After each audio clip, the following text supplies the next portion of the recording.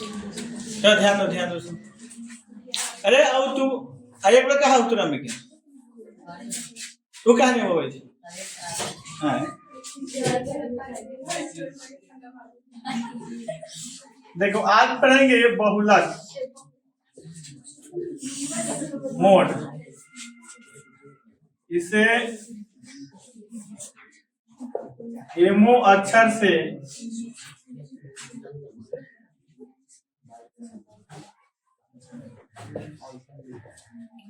सूचित किया जाता है।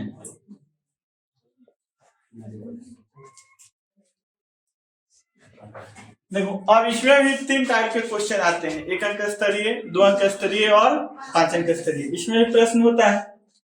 तो पहले 1 अंक स्तरीय जो होगा टाइप 1, इसमें क्या होगा, क्वेश्चन में केवल आंकड़े दिया रहेगा।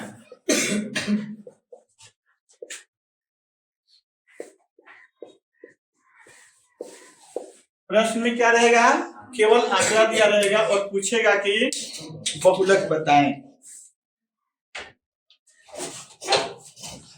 तो इसका हल का तरीका,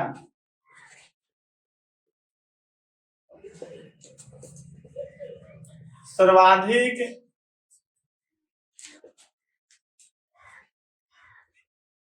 बार आने वाला चर मान। बहुलक कौन होता है, जो सबसे अधिक बार आया होता है। जैसे 205272 का बहुलक बताएं।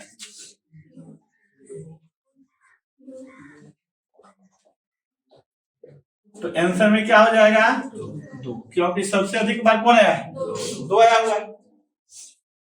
टाइप 2 में देखिए क्या रहेगा, क्वेश्चन में चर मान और ब्राह्मणता दिया, तो हल करने का तरीका क्या है,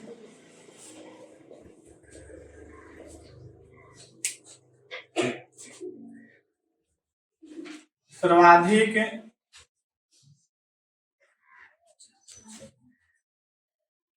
ब्राह्मणता वाला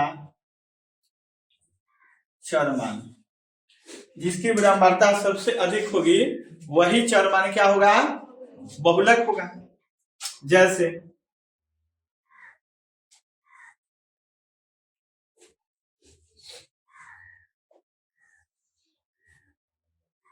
मान ले ये हुआ चर मान और ये हुआ ब्राह्मणता। अब चर मान मान लो 1 2 3 4 5, मान लो हो सकता है कि 1 आया 3 बार, 2 आया हो 6 बार, 5 आया हो 4 बार, 4 आया हो 8 बार और 5 आया हो 3 बार, ऐसा भी हो सकता है, या 2 बार का बहुलक बताएं, ऐसा प्रश्न हो। तो ये रहा ब्रह्मवार्ता। ठीक, हमें देखना है सबसे अधिक ब्रह्मवार्ता कितना है। तो सबसे अधिक ब्रह्मवार्ता कितना है, 8। तो सबसे अधिक ब्रह्मवार्ता वाला चर मान कितना है, 4। तो इसलिए बहुलक बराबर कितना होगा, 4। क्योंकि इसको अगर आंकड़े के रूप में लिखोगे तो 1 कितनी बार लिखोगे, 3 बार, 2 कितनी बार लिखोगे, 6 बार, 3 कितनी बार लिखोगे, 4 बार, 4 कितनी बार लिखोगे, 8 बार, 5 कितनी बार लिखोगे, 2 बार। और जब आंकड़ों में देखोगे तो सबसे अधिक बार कौन है, 4 है। तो रूल तो यही काम कर रहा है, यही वाला काम कर रहा है। तो 1 अंक स्तरीय में यही आपका आएगा। समझ में आ गया।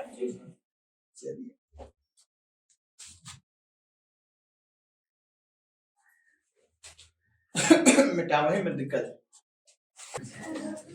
देखो टाइप 3 और टाइप 3 में होगा क्वेश्चन में वर्ग अंतराल और ब्रह्मवार्ता। तो माध्य में भी देखा है सबकी वर्ग अंतराल और क्या था, ब्रह्मवार्ता था। इसमें भी वर्ग अंतराल और विलंब बढ़ता है, केवल माध्यिका में संचय की जरूरत है, बस बाकी में जरूरत नहीं है। इसको ठीक से लिख लेना, सब आसानी से सोल्व कर लोगे। तो बहुलक एमओ बराबर फॉर्मूला होता है L plus F0 minus F1, sorry हालांकि अलग अलग है। देखो 10 माइनस 102, 10 माइनस 102 ऐसे याद रखना। नहीं 10 माइनस नीचे क्या हो गया 102 हो गया, याद रह जाएगा। गुने क्या हो गया आई। नोट याद कैसे करें, तो एल प्लस तो सब में चला रहा है पहले से ही। 10/102, 10/102। और थोड़ा सा ध्यान रखना कि 102 हम कर क्या रहे हैं। देखो ये होता क्या है, एल बराबर होता है बहुलक वर्ग, बहुला के वर्ग, और F1 बराबर होता है बहुला के वर्ग की बराबरता, ठीक है। और F0 यानी कि इससे ऊपर गए, क्या गए ऊपर गए, तो हो गया बहुलक वर्ग के ठीक ऊपर की बराबरता। और F2 मतलब बहुलक वर्ग के ठीक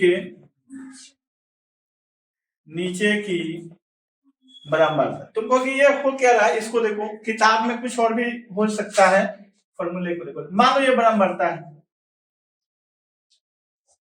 इसको बराबरता कर लिए, और एक ई हो गया वर्ग अंतराल,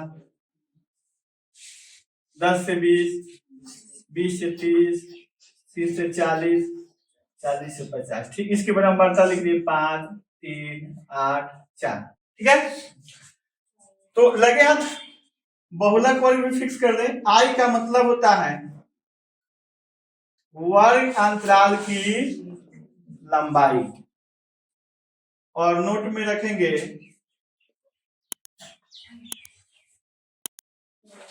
सर्वाधिक बराबरता वाला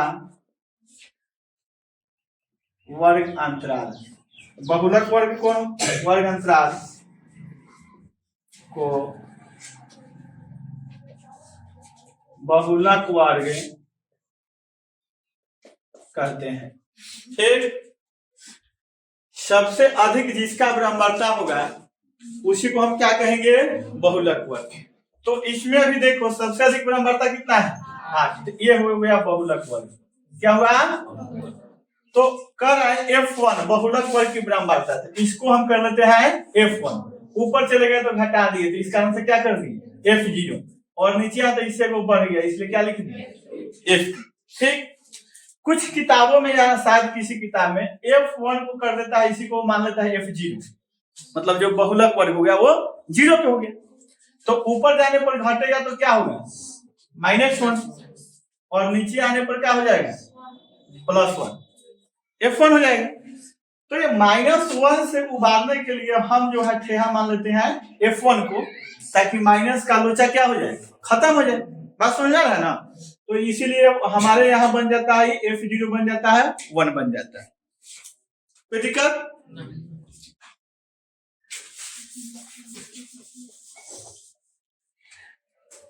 और इसको याद करने का आसान तरीका, सब जगह माइनस है, एल याद रहेगा, गुने आई सब में याद है बड़ा वाला, बस माइनस माइनस 10, और यहाँ के याद रखेंगे 102।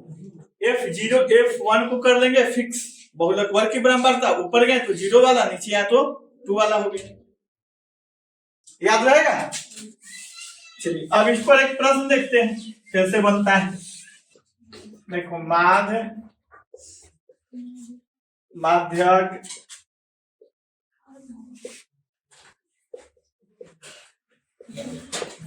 और बहुलक में संबंध होता है,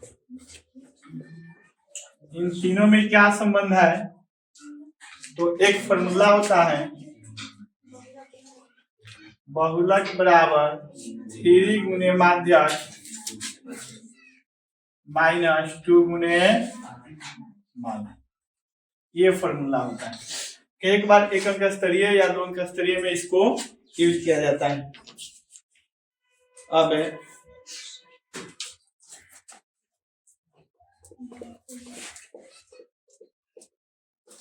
एक अंक स्तरीय प्रश्न में बहुलक से होगा। ठीक, तुम लोग जवाब देखना।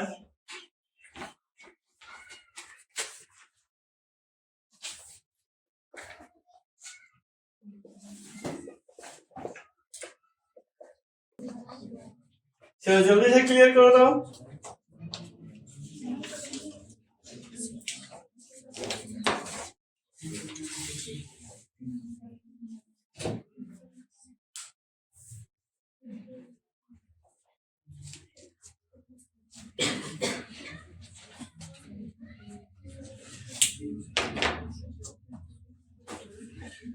बनिया बना लिया सर। देखिए पहला प्रश्न है इसका बहुलक होगा, तो सबसे अधिक बार कौन आया है? 3। ये आंसर हो जाएगा। सूत्र से बहुलक की गणना करने के लिए वर्गों की लंबाई होनी चाहिए, यानी वर्ग अंतराल की लंबाई जो होनी चाहिए वो क्या होनी चाहिए? समान होनी चाहिए। माध्यक x माध्यिका y बहुलक z के बीच संबंध है। अगर इसे हम x y z को डायरेक्ट इस फॉर्मूला पर रखें तो ऐसा कोई नजर नहीं आ रहा है, नहीं। तो इसमें सोल्व करना होगा। कितने लोग ऐसा बना पाए? चलो 2-3 विद्यार्थी बनाए हो। जब कुछ नहीं करना है, बारी बारी से चेक कर लिया जाता है। ऑप्शन को ही क्या कर लो? चेक कर। तरीका क्या है? फटाफट ये 3z होगा और ये क्या होगा? y। हमें किसी भी हालत में 3z को बोलने केवल z होना चाहिए, इसलिए कैंसिल हो जाएगा। अब यहाँ देखो ये 3x 3y, x को उस साइड भेजेंगे तो 2x, जो कि संभव है दुगुने मात, इसका मतलब ये हो जाएगा। बहुत सा बनाने की कोई जरूरत नहीं। अगर इसे सोल्व करना हो तो देखो करके दिखा देते हैं। मतलब फटाफट चेक करने का नतीजा है कि देखो बहुलक सिंगल होना चाहिए, 3 होना चाहिए। अब जहां भी z के साथ 3 आ जा रहा है वो कैंसिल हो जाएगा। जैसे देखो यहाँ z के साथ 3 आ जा रहा है, ये नहीं होगा। यहाँ z के साथ 3 आ गया, कैंसिल हो गया। यहाँ z के साथ 3 नहीं आया लेकिन 3 गुने माध्यक होना चाहिए, जो कैंसिल हो गया। ऐसे भी चेक करके ये आंसर होगा। चलो अभी हो गया 3x - 3y माइनस z बराबर 3x - 3y - x।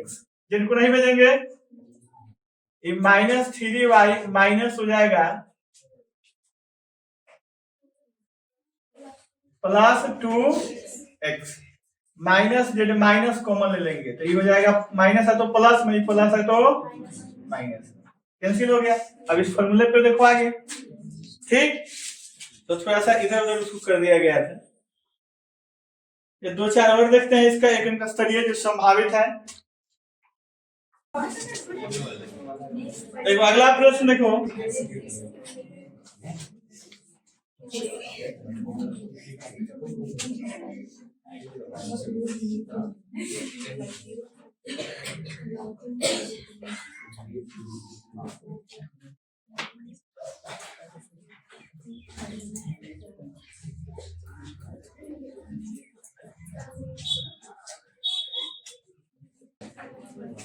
चलो ओके हो गया सर।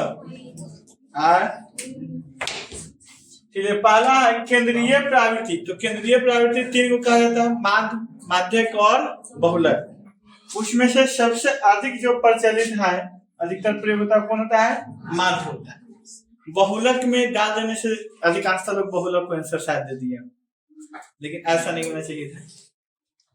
बहुलक के सूत्र प्रयोग के लिए वर्गों को कैसा होना चाहिए? तो अतिव्यापी विधि, ओवरलैपिंग होना चाहिए।